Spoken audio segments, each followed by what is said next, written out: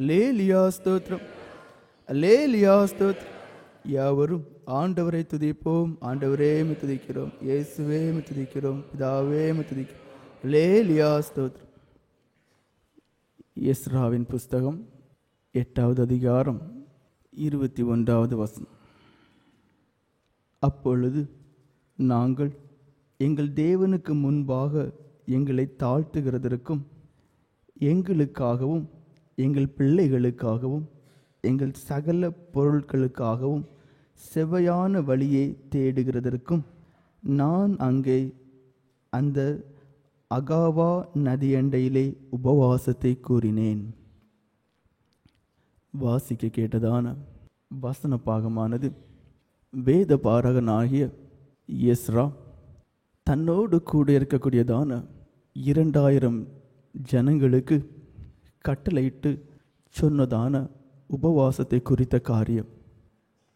சரித்திரத்தை பார்ப்போமேயானால் பாபிலோனியர்களால் தேவாலயம் இடிக்கப்படுகிறது. இடிக்கப்பட்ட பிறகு தேவாலயத்திற்குள் இருக்கக்கூடியதான விலையேறப்பட்டதான பொன், வெள்ளி மற்றும் இருக்கக்கூடியதான விலையேறப்பட்டதான பொருட்கள் எல்லாமே தேவாலயத்திலிருந்து எடுக்கப்பட்டு பாபிலோனியர்களால் தங்களுடைய சொந்த இடத்துக்கு கொண்டு போகப்பட்டது. அந்த இடமும் இடிக்கப்பட்டது. யூதர்களும் அடிமைகளாக கைது செய்யப்பட்டதான ஒரு நிலைமையோடு தங்கள் சொந்த இடத்திலிருந்து பாபிலோனுக்கு இழுத்து செல்லப்பட்டதான ஒரு காலகட்டம். பாபிலோனிய சாம்ராஜ்யம் முடிவுக்கு வரக்கூடியதான ஒரு காலம். அங்கே பாபிலோனிய சாம்ராஜ்யம் முடிவுக்கு வரும்போது அடுத்தது ஒரு சாம்ராஜ்யம் வருகிறது, மேதியா பெர்ஷியா சாம்ராஜ்யம். அந்த பெர்ஷிய ராஜா கொரேசு, இங்கிலீஷில் சைரஸ்ம்பாங்க.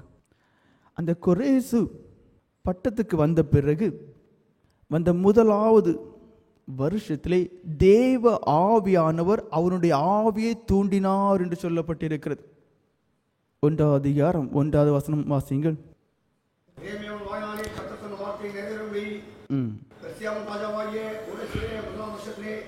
பெர்சியாவின் ராஜாவாகிய கொரேசுடைய முதலாம் வருஷத்திலே கர்த்தர்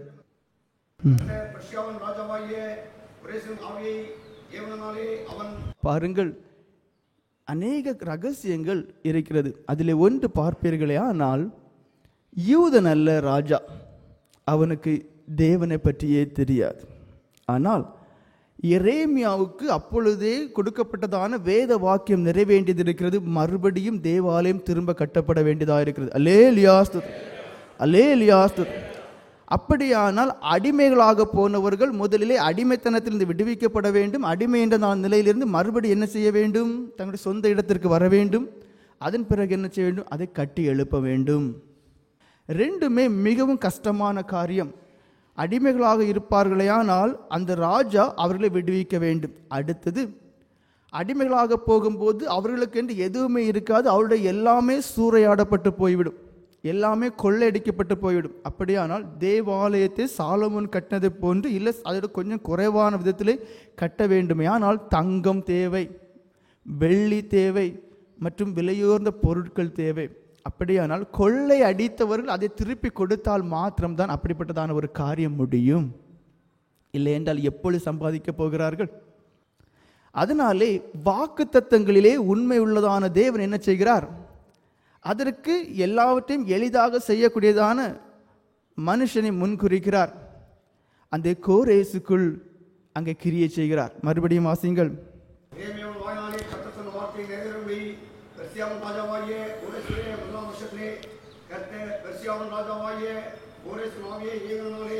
பாருங்கள், கோரேசின் ஆவியை ஏவினதினாலே என்று சொல்லப்பட்டு அடுத்த வசனம்.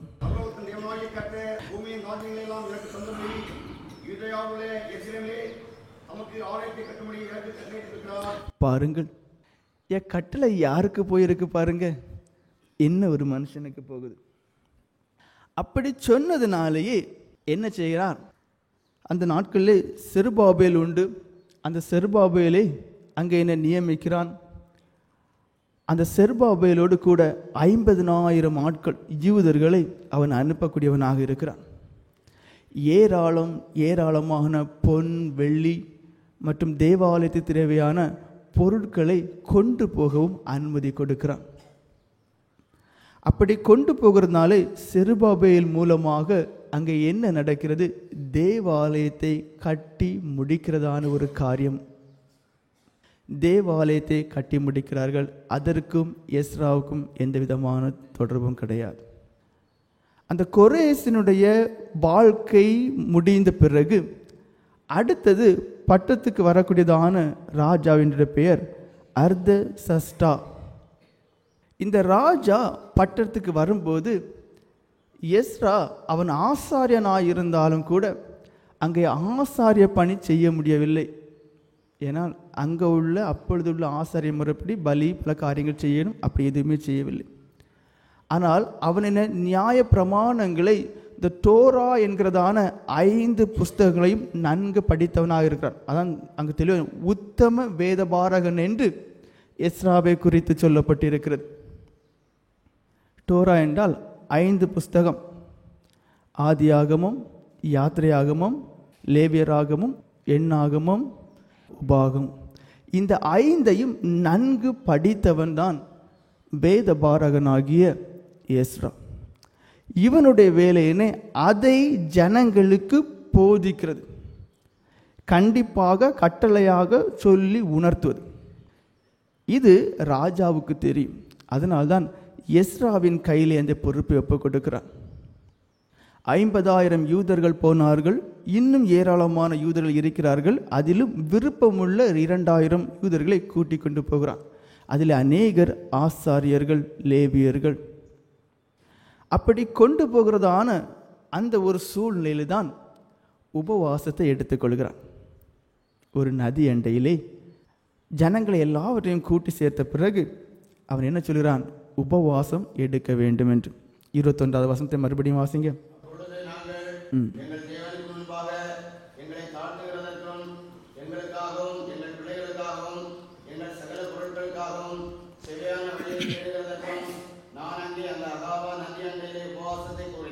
உபவாசத்தை கூறினேன். காரணம் இல்லாமல் உபவாசம் எடுக்க மாட்டார்கள். ஒரு காரணத்தை தங்களுக்கு வைத்திருக்கிறார்கள். ஒரு காரியம் தங்களுக்கு நிறைவேற வேண்டும். அதுதான் அதில் உள்ள முக்கியமான ஒரு காரணம். அப்போ அந்த காரியம் நடக்க வேண்டுமையானால் தேவனுடைய துணை தேவையாக இருக்கிறது. தேவனுடைய கரமும் பாதுகாவலும் வழி நடத்துதலும் தேவையாக இருக்கிறது.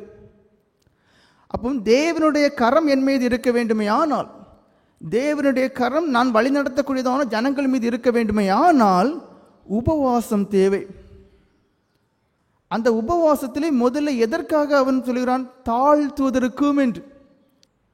அப்படியானால் தேவன் கூட இருக்க வேண்டுமையானால் தன்னை வெறுமையாக்க வேண்டியது இருக்கு. நான் ஒன்றுமில்லை, என்னுடைய சுய பலத்தால் என்னால் நடத்த முடியாது, இல்லை எங்களுடைய சுய பலத்தால் நாங்கள் போய் சேர முடியாது என்பதை அவர்கள் உணர வேண்டும். தங்களை உயர்த்தாதபடிக்கு, பெருமையாக எண்ணாதபடிக்கு, தங்களை தாழ்த்துவதற்கு, தேவனுடைய கரம் அவர்கள் மீது இருப்பதற்கு, தேவன் அவர்களை ஆட்கொண்டு வழி நடத்துவதற்காக, தாழ்த்துவதற்காக என்று சொல்லப்பட்டிருக்கு. அப்போ உபவாசத்தை முதன்மையாக எதிர்கொடுக்க தாழ்த்துவதற்கு. அடுத்து என்ன சொல்லப்பட்டிருக்கு? எங்களுக்காகவும், எங்கள் பிள்ளைகளுக்காகவும், எங்கள் சகல பொருள்களுக்காகவும் செவ்வையான வழியை தேடுகிறதற்கும். ஏன் செவ்வையான வழி? இப்போ ஃப்ளைட் இருக்கு, ஃபாஸ்ட் ட்ரெயின்ஸ் இருக்கு, பஸ்ஸஸ் இருக்கு, கார்ஸ் இருக்கு. அந்த காலத்தில் கிடையாது. ஒருவேளை ரதங்கள் இருக்கலாம், ஆனால் ஏழைகளையும் அடிமைகளும் திரும்பி ரதங்களில் போக முடியாத ஒரு காரியம். அப்போ தாங்கள் இருக்கக்கூடியதான இடத்திலிருந்து அந்த இடத்திற்கு அவர்கள் போக வேண்டுமே. ஆனால் எஸ்ராவின் புஸ்தகம் 7வது அதிகாரம் 9வது வசனத்தை வாசிங்கள். எஸ்ராவின் புஸ்தகம் 7வது அதிகாரம் 9வது வசனம்.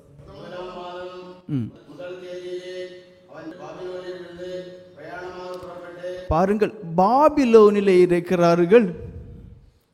ஜனவரி 1 நினைச்சுக்கிட்டுங்களா, 1ஆம் மாதத்திலே 1ஆம் தேதியிலே தொடங்குகிறார்கள்.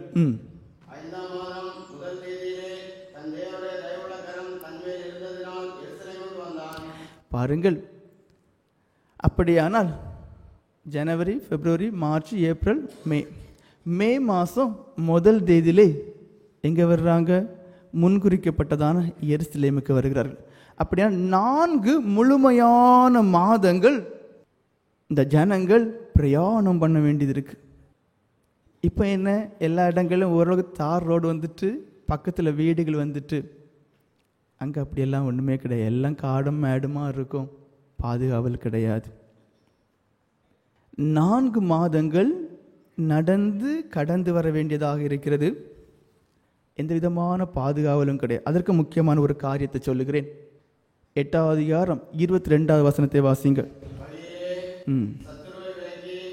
வழியிலே உண்மையிலே சத்துருக்கள் உண்டு. இப்போ தான் கொஞ்சம் கொஞ்சம் எல்லா இடங்களும் காடு போல கிடந்த இடங்கள் எல்லாம், ஒடை போல கிடந்த இடங்கள்லாம், பொற்ற போன்று கிடந்த இடங்கள் எல்லாமே ஓரளவுக்கு என்ன ஆயிட்டு, வீடுகள் வர ஆரம்பித்து விட்டது.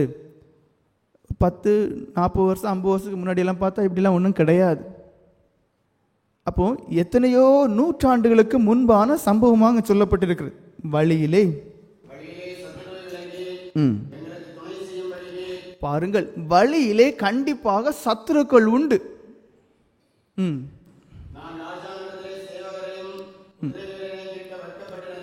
நான் ராஜாவினிடத்தில் முக்கியமான காரியம் வாங்க இதுல, நான் ராஜாவினிடத்தில், அதாவது எஸ்ராவை ராஜா தான் நியமிக்கிறான், ஜனங்களுக்கு கட்டளையை பிறப்பிக்கிறான், கேட்கிற எல்லாவற்றையும் கொடுங்கள். அப்படி கொடுக்கிறதுனாலே சாபம் நம்மளை பிடிக்காது, நமக்கு ஆசீர்வாதம் தான் வரும். அப்போ எல்லாவற்றையும் வாங்கி கொண்டு போன, அது அடுத்தது சொல்லுவேன் எதெல்லாம் கொண்டு போறாங்கன்னு. அப்போ அப்படி போகிறதான அந்த யாத்திரையிலே கூட குதிரை வீரர்களையும் சேவர்களையும் கேட்டால் நிச்சயமாக ராஜா கொடுப்பான். ஆனா கேட்க வெட்கப்படுகிறேன் சொல்லப்பட்டிருக்கு. உபவாசம் எதுக்கு எடுக்கிறாங்கன்னு அடுத்த வருது அங்க. தொடக்கத்திலிருந்து வாசிங்க.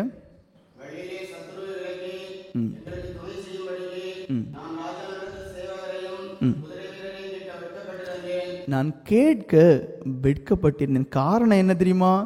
ரொம்ப பெருமையாக விசுவாசத்தோடு தேவனை குறித்து அந்த ராஜாவிடத்தில் சொல்லிவிட்டார். என்னுடைய தேவன் உங்களை போல கல்லும் மண்ணும் கிடையாது, அவரால் முடியாத காரியம் ஒன்றும் கிடையாது, அவர் ஜீவனோடு இருக்கிறார், சர்வ வல்லமையும் சர்வ அதிகாரம் உள்ள தேவன் என்று அதிகாரத்தோடு அவருடைய விசுவாசத்தை அங்கே சொல்லிவிட்டார். அல்லேலூயா, அல்லேலூயா. இனிமேல் அதை என்ன செய்ய வேண்டியது இருக்கு? செயலிலே காண்பிக்க வேண்டியதான ஒரு காரியம் இருக்கிறது. என்னுடைய தேவன் சர்வ வல்லமையும் சர்வ அதிகாரம் உள்ள தேவனாயிருக்கிறார், அவரால் கூடாத காரியம் ஒன்றுமே கிடையாது, அவரால் யாரையும் எப்பொழுதும் எந்த சூழ்நிலையிலையும் பாதுகாக்க கூடும், அவர் அதற்கேற்ற வல்லமை அவருக்கு உண்டு என்று சொல்லும் போது, அதற்கேற்ற ஒரு இடம் வரும்போது அதை காண்பிக்க வேண்டும். அந்த நேரத்தில் சேவர்களை கூட்டிட்டு போய் வேற என்ன கூட அடியாட்களையோ படை வீரர்களை கூட்டிட்டு போனா அதில் தேவனுடைய நாமம் மையப்படாது. அப்போ அந்த ராஜாவினிடத்திலே எஸ்ரா தெளிவும் திட்டமாக காரியங்களை சொல்லிவிட்டான். இப்போ சொன்ன பிறகு நாங்க இப்படி போறோம் பாருங்க, எங்க கூட நீர் என்ன செய்யறோம், படை வீரர்கள் அனுப்புவோம்னு சொல்லி கேட்டா அவன் என்ன நினைப்பான்? அதனால அவன் வெட்கப்படுகிறான். தொடர்ந்து வாசிங்க.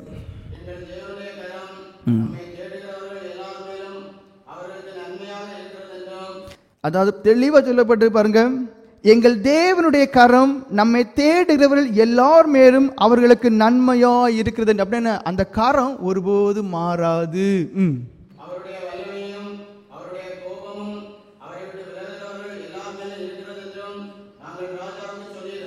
நாங்கள் ராஜாவுக்கு சொல்லி இருந்தோம்.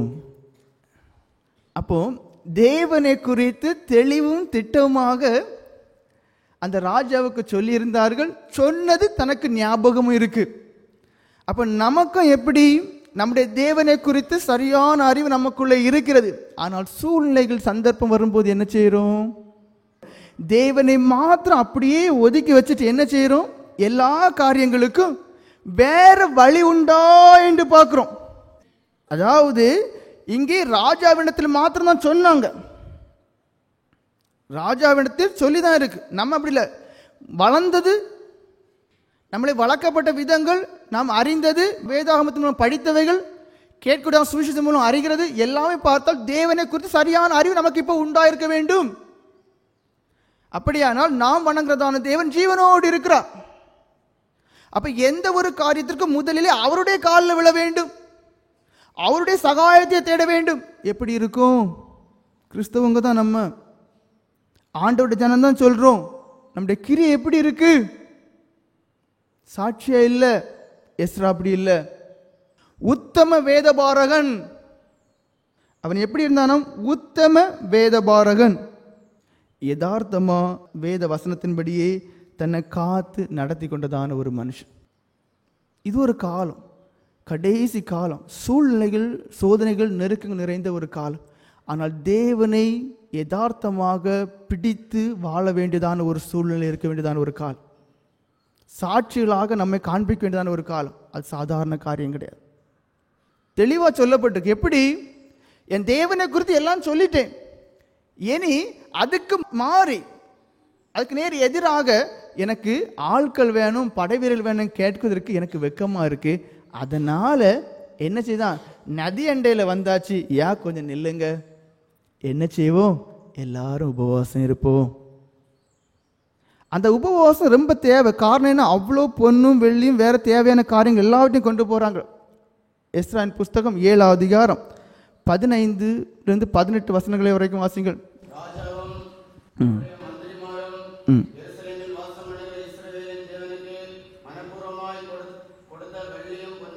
மனப்பூர்வமாய், அதாவது ராஜா மற்றும் அதிகாரிகள், மந்திரிகள் எல்லாருமே மனப்பூர்வமாய் என்ன கொடுக்கிறாங்க?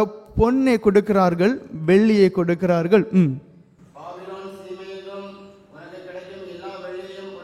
பாருங்கள், அந்த பாபிலோன் தேசம் எங்கும் உனக்கு கிடைக்கும் பொன்னை வெள்ளி. அப்ப எவ்வளவு, அது நம்ம சொல்லி அறிவிக்க முடியாத அளவுக்கு அங்கே பொன்னும் வெள்ளியும் கண்டிப்பாக கிடைத்திருக்கும். அல்லேலூயா ஸ்தோத்திரம், அல்லேலூயா ஸ்தோத்திரம்.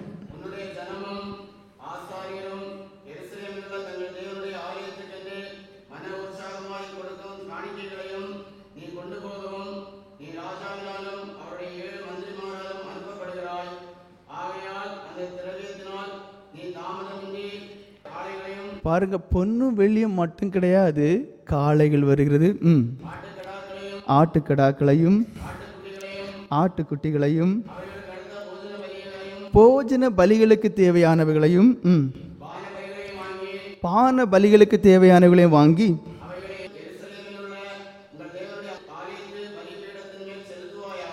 பாருங்கள், தேவாலயத்துக்கு தேவைகள், தேவாலயத்தின் பலிபீடத்துக்கு தேவையான பலி பொருட்கள் இவைகளை அனுப்புகிறார்கள்.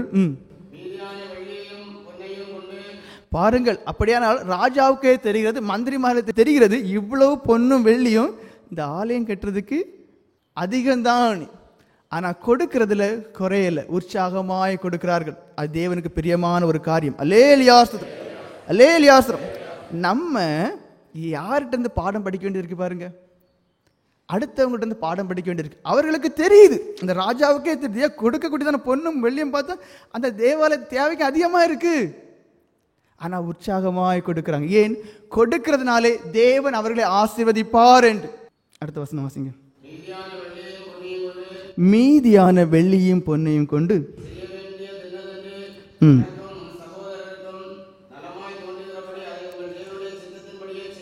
உங்களை தேவனுடைய சித்தத்தின்படி உங்களுக்கு எப்படி செய்யணும்னு தோணுதோ அந்த மீதியானதை செய்யுங்க என்று. 21, 22, 23 வசனங்களை வாசிங்க.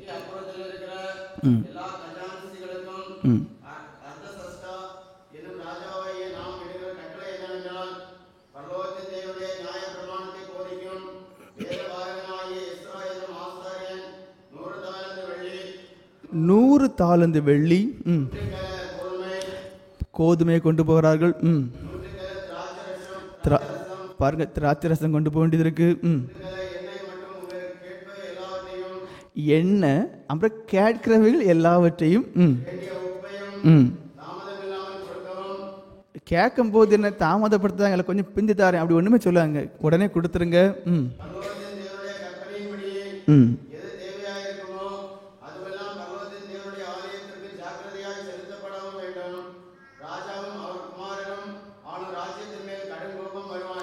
பாருங்கள், அடுத்தவங்களுக்கு நம்முடைய தெய்வத்தை கண்டு பயம் இருக்கு. அல்லேலூயா ஸ்தோத்திரம், அல்லேலூயா ஸ்தோத்திரம். ஏன் நீ கொண்டு போயான்னு சொல்ல காரணம் என்ன? ராஜாவாகி எனக்கும் என்னுடைய குமாரராலும் ராஜ்யத்தின் மேலும் கோபம், கடும் கோபம் வந்துடக்கூடாது. ஏன்னா யூதர்களுடைய தேவனே ஜீவனுள்ள தேவன், மகா பயங்கரமானவர். போறாங்க, கொடுத்து விடுங்க. ஏன் இதை சொல்றேன்? தேவாலயம் கட்டப்பட்டாகிவிட்டது. செருபாபேலை கொண்டு தேவாலயத்தை கட்டுகிறார். செருபாபேலுக்கும் நெகேமியாவுக்கும் இடைப்பட்டதான இதில் உள்ள எஸ்ரா, ரெண்டு பேரும் ஒரே கால, எஸ்ராவும் நெகேமியாவும் இருந்தாலும் கூட செருபாபேல் என்ன செய்கிறார்? தேவாலயத்தை கட்டுகிறார். எஸ்ரா நியாயப்பிரமாணத்தை போதித்து ஜனங்களை கொண்டு போகிறார். நெகேமியா என்ன செய்கிறாரு? அந்த சுற்றி இருக்கிறதான அந்த சுவரை கட்டுகிறார். அப்போ தேவாலயம் கட்டப்பட்ட பிறகு கூட என்ன எல்லாவற்றையும் கொடுத்துட்டார். அப்போ அவர்களுக்கு தெரிகிறது, அப்படி பண்ணுகிறதுனால ஆசீர்வாதம் தான் எங்களுக்கு வரும். 8ஆம் அதிகாரம் 26, 27 வசனங்களை வாசிங்கள். பாருங்கள் எவ்வளவு வெள்ளி. மறுபடியும் வாசிங்கள்.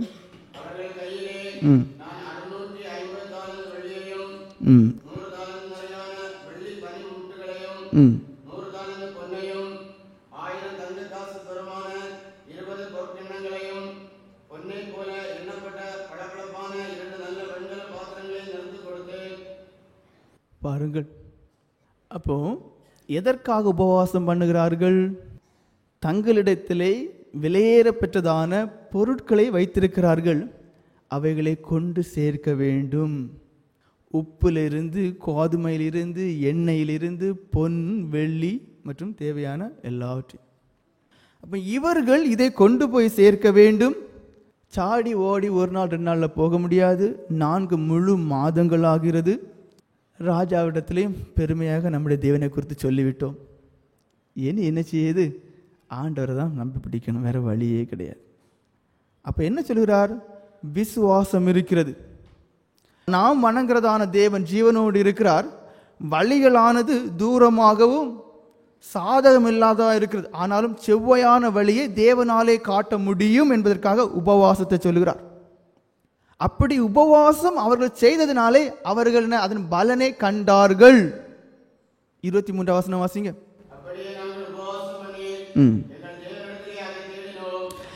உபவாசம் பண்ணி அதை தேவனிடத்திலே தேடினோம். எது?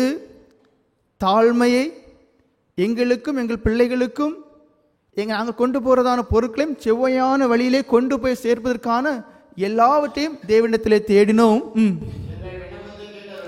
அல்லேலூயா ஸ்தோத்திரம், அல்லேலூயா ஸ்தோத்திரம். அப்போ உங்களுக்கும் எனக்கும் ஒரு காரியம் நடக்க வேண்டுமே ஆனால் அவைகளிலே தடைகள் இருக்க வேண்டுமே ஆனால் ஏன் பதறோம்? அப்போ நாம் எப்படி இருக்க வேண்டும்? வேதாகமத்தின் படி பார்த்து இனி வளரக்கூடியவர்களாக இருக்க வேண்டும். இந்த ஒவ்வொரு வேதாகமத்தையும் இருதயத்தில் எழுத வேண்டும். அப்போ நமக்கு ஒரு தடை வருகிறது, ஒரு நெருக்கம் வருகிறது, தயங்கக்கூடாது. அதை தேவனிடத்திலே தெரியப்படுத்துகிறவர்களாகவும் உபவாசித்து ஜெபம் பண்ணக்கூடியவர்களாக இருக்க வேண்டும். அல்லேலூயா ஸ்தோத்திரம், அல்லேலூயா ஸ்தோத்திரம். தேவன் விண்ணப்பத்தை கேட்டார் என்று சொல்லப்பட்டிருக்கிறது. அவர்கள் அந்த இடத்திலே போய் சேர்ந்தார்கள் என்றும் சரித்திரம் சொல்லப்பட்டிருக்கு. 31, 32 வசனங்களை வாசிங்கள்.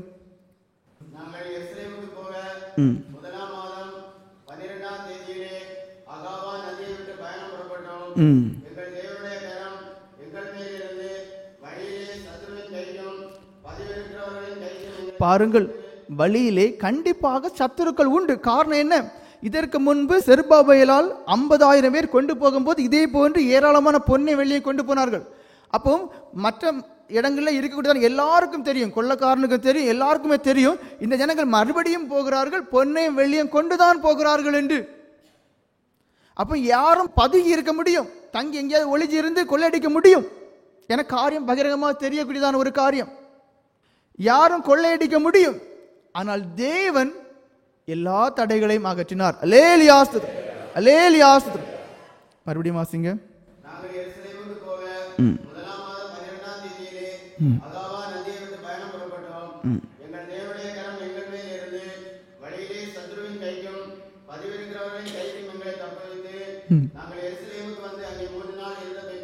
பாருங்கள், அப்ப என்ன?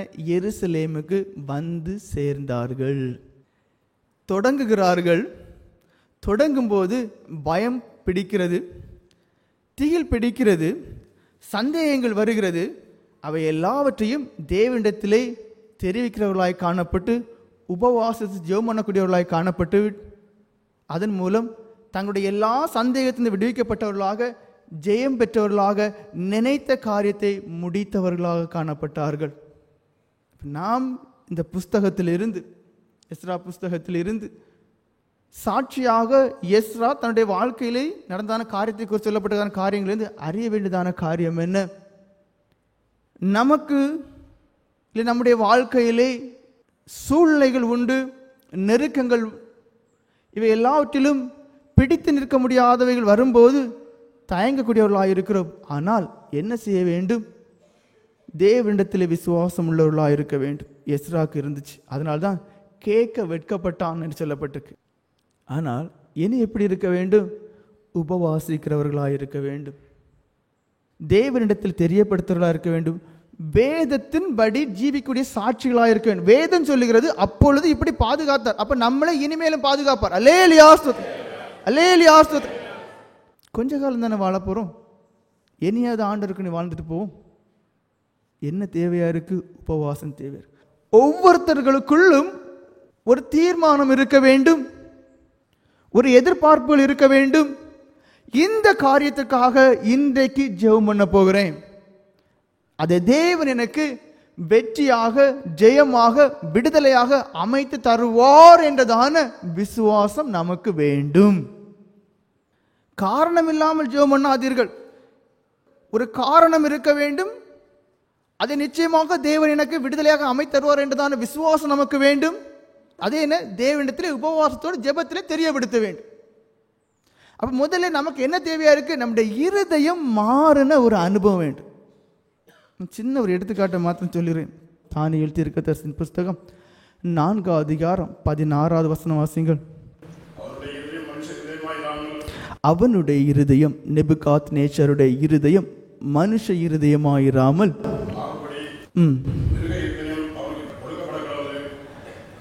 ஒரு தரிசனத்தை காண்கிறான், அதன் விளக்கத்தை தேடுகிறான், கிடைக்கவில்லை.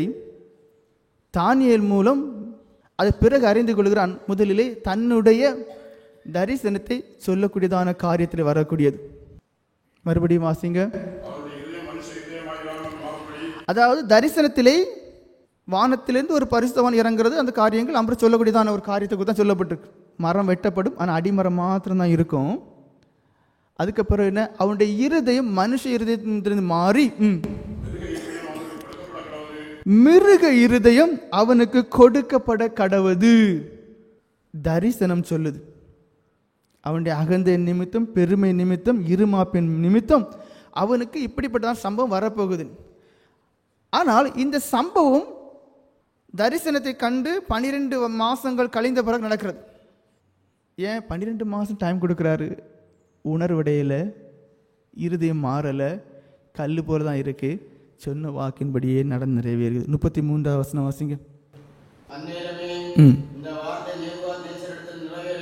அந்நேரமே, அதுக்கு முன்னாடி சில காரியம் உண்டு, அது பிறகு அந்நேரமே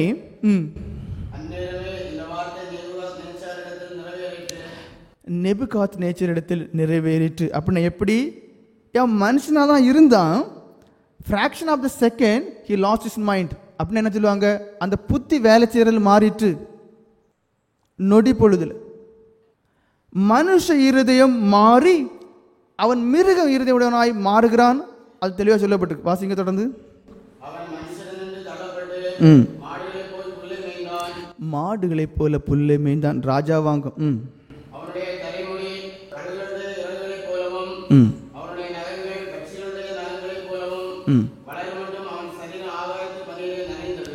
மிருகத்தை போல பனி நனையக்கூடியதான ஒரு அனுபவத்தோடு காணப்பட்டோம்.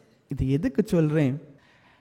அப்ப இங்க தெளிவா சொல்லப்பட்டிருக்கிறது, மனுஷ இருதயம் மாறி மிருக இருதயம் உண்டானது என்று. அப்ப நம்முடைய கல்லான இருதயத்தை தேவன் மாற்றி உணர்வுள்ள இருதயத்தை தர அவர் சுத்தமுடையவராக இருக்கிறார் என்பதை நீங்கள் புரிந்துகிட வேண்டும் என்பதை சொன்னேன். வேற ஒண்ணு இல்லை.